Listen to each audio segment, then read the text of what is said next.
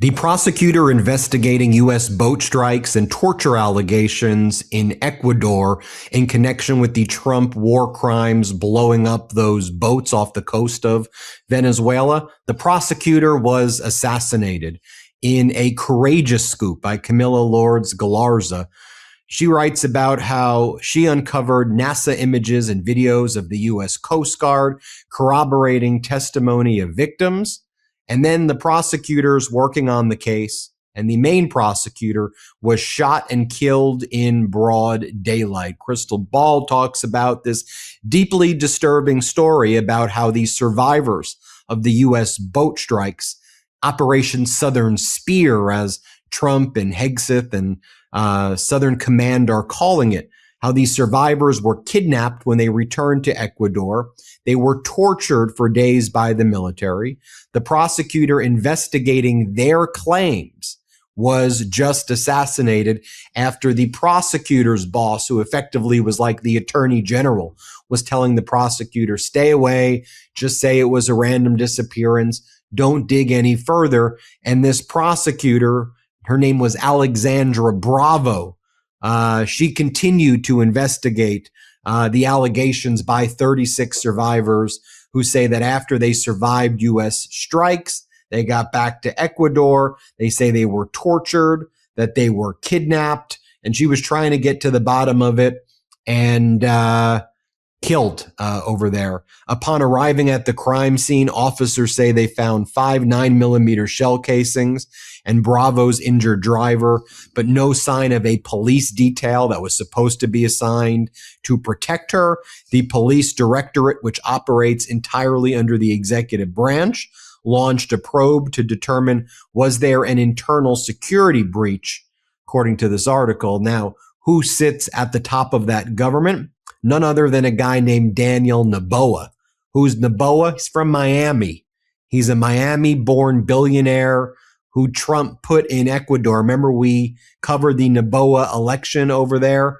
Donald Trump is doing ground in. A lot of people don't talk about this, but there are currently active ground invasion and wars.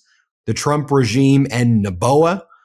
There are lots of people who raise allegations about Noboa, his family in the area, and that Noboa could be using these troops to just further cement his dictatorship and his control in Ecuador, saying they're going after narco traffickers, but really just going after people who they believe are enemies, in the way that Donald Trump has labeled anybody who disagrees with him now. Think about the language, very similar. Anybody who doesn't agree with Trump, he's using the language of Noboa. He's using the language of his other dictators that he puts in Western Hemisphere. You're communist. He says it's the biggest threat, bigger than the Nazis, right? What's Trump's speech that he gives lately? The communists are here. This is more dangerous than Hitler, more dangerous than 9/11. They're amongst us. And, that's how he refers to people who just don't agree with him politically, and people, who want access to healthcare and affordable housing. He says worse than the hijackers on 9/11 and Adolf Hitler. And that's the dehumanizing language that's used to kill whole classes of people. Fernando Bastias, a renowned human rights attorney with with a Geneva-based world organization, says, I can't make any assertion yet regarding this being a political assassination, but evidently, when a prosecutor is killed because of the investigation they're conducting, that's something we've learned from our experience in Ecuador. The Operation Southern Spear, it's already killed 221 people have been killed when the Trump regime kills these fishing boats. A lot of the data that comes out, just so you know, is that the criteria for attacking the boats, there's not a criteria that the boats be proven to actually have drugs on them at all. Just think about that. That's not a criteria. The criteria is very murky. There's no due process, and the Trump regime just kills people. Just kills one after another. You will also recall that the former commander of Southcom resigned, did not want any part of this, and the Trump regime put in a new person at Southern Command. I want to bring, and Hat Tip Drop Site covered this, and the reporter Camilla Lawrence Galarza. Again, it's a very courageous scoop, of course, obviously, where journalists, just like prosecutors, are targeted for doing stories like this. Let's bring in Harry Litman from the Talking Feds YouTube channel, Talking Feds Substack, and Talking Feds podcast. Harry, I think it is important to give the same disclaimer that, the human rights lawyer who watches what happens there, like, at this point, what we do know is the prosecutors on these cases get killed. Definitively, when you're run by a dictatorship that then does the investigations, I put that in quotes, it's often murky at best to find out what actually happened. But I think this is a broader conversation that we should be having. I think we should not ignore what's happening in Operation Southern Spear, which to me is just something that we'll be talking about a lot in future generations as one of the darkest things that you do, along with USAID and killing all of these people so cruelly. But Harry, also, this is what Trump wants. This is Trump's view, in my view, of the legal system, of what unfavored prosecutors have happened to them and what favored people get. What do you make of all of this, Harry? Yeah, it makes the head spin, Ben, doesn't it? But starting with Trump, these are the kinds of tyrants who run their countries where anyone looking into anything the government does winds up getting shot, again, in broad daylight. That's only something that can happen where the lawless control the streets. That's the kind of thing that, it seems like it's in the movies, and also a key difference between, a free society and not. We've seen all these struggles to the south of us, mainly Mexico, et cetera, when a prosecutor, it's happened once here and it was a total crisis. But if a prosecutor gets killed based on the cases she or he is working, you have a system in breakdown. Look, the stuff you're talking about, the murders in broad daylight, and all the apparent corruption and gun running, etc.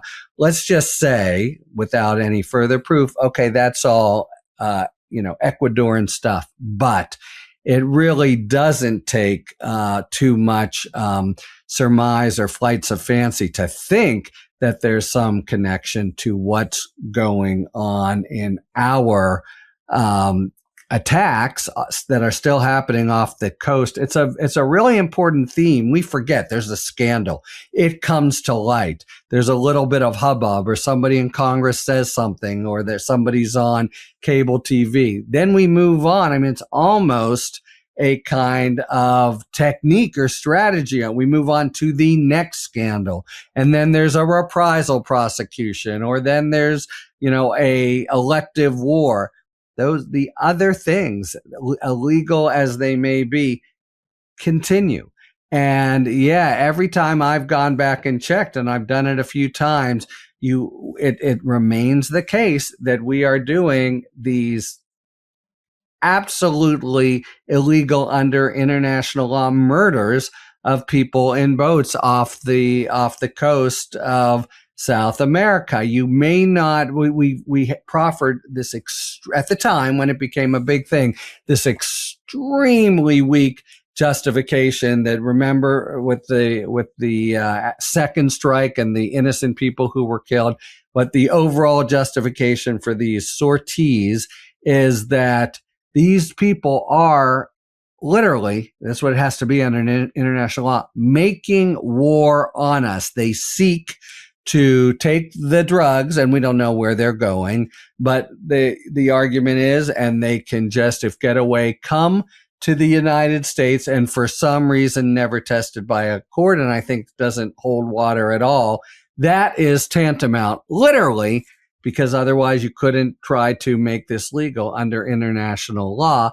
That is tantamount to an act of war against the country. The same thing as, we're doing in Iran. It's now, is it the narco terrorists who constitute a kind of nation by any other name. That doesn't seem too good. Is it Ecuador itself? But whatever. These things that are going on, and we're just blowing people out of the water. And certainly there's reason to think, yeah, these guys, well, even some of them don't seem to be involved with drugs, but the ones that are, yep, they're running drugs. They are not making war on the United States. They are not whatever, Castro in 1961 and the like. They're trying to eke out a living, and it involves narcotics. That's just not a justification for the United States of America to go in and blow them up. And again, there's all this, including assassinations in broad daylight on the one hand, and this ongoing American effort on the other. I spent a lot of time in the Department of Justice trying to talk people down off the ladder of conspiracy theories, and I'm not even deep into Trump 2.0 ready to say that we're like behind the assassination of the prosecutor. But I just think it's clear that there's some connection here. There's some overlap with the players. There's some kind of knowledge on our part of what's going on, and that itself is a sort of corruption. Now you can hear international folks say, "Oh, that's the way it goes, and you guys are naive," etc. But it does seem to me, just like with the operations themselves, is this now what the government of the United States of America, where what sandbox they now play in down in South America? What does that mean for our standing in the world and that part of the world, etc.? Not questions you would have quickly jumped to a few years ago or 10 years ago, but man, oh man, just look at Venezuela, or how he has thrown around his weight.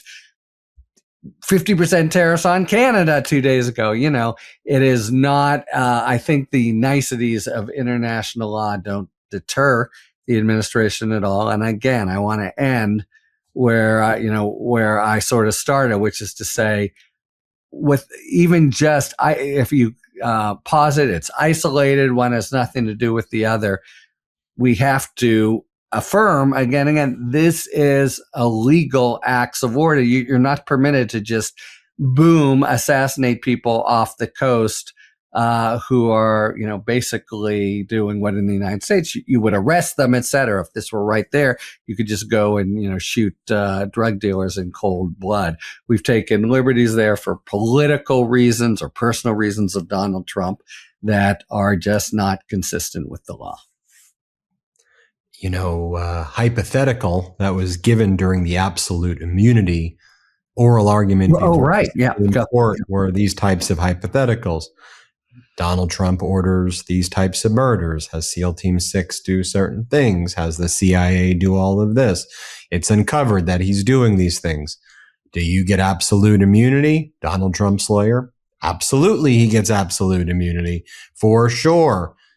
Then the liberal justices said, well, isn't that concerning? To which the far right-wing justices, for which there's 6 of them, said, no, he's never going to do any of that. Right. We're worried that you're going to chill his decision-making on routine matters. He's never going to do that.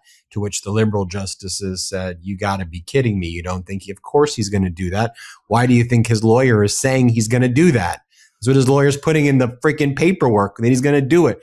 No, we don't want to chill what he's going to do.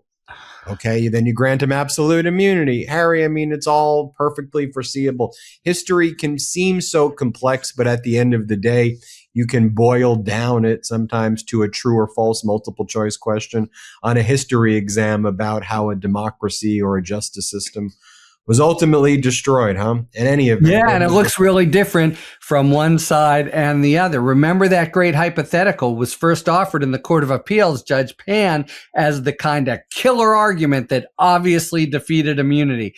And now it goes up to the Supreme Court, and it's the actual, crazy notion that shows how far out there the immunity decision is. We've done this big switcheroo and jujitsu move on it between the Supreme Court and Donald Trump. So the inconceivable has, in many different instances, quickly become conceivable and then probable during Trump 2.0 in particular. WTF, man. That's why I wake up and I go, what? That's what I mean. That's the title, is What the F. That's the book from me and my brothers wrote. Pre-order it now. It comes out in October. Harry and I are going to work on doing an event in San Diego, where I'm going to come to San Diego and speak with Harry. So we'll figure out when we're going to do that. But make sure you subscribe to Harry Litman's YouTube channel. It's called Talking Feds. Search on YouTube Talking Feds, and in the next Harry video, say WTF Harry, Ben sent me here. WTF I'll know what it means. He'll know what it means. Yeah. Thanks, and hit subscribe here as well if you can.